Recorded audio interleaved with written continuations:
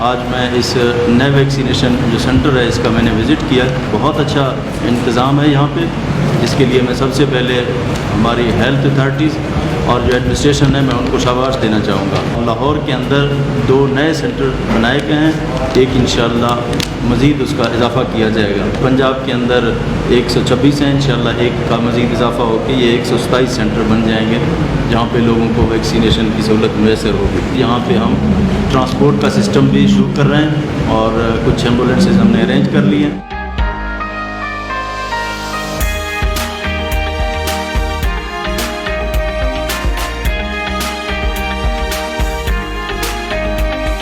आज हमने एक मीटिंग की है जिसमें हुकूमत पंजाब ने अपने रिसोर्सेज से हम इंशाअल्लाह 10 लाख से ज़्यादा जो डोजेज़ हैं वो हम खुद लेंगे, जिसके ऊपर हमने 1.5 अरब रुपया मुख्तस कर दिया है। जो लोग हैं वो SOPs को फॉलो करें, ख़ुसूसी तौर पर जो ये मास्क है इसका इस्तेमाल हर सूरत करें।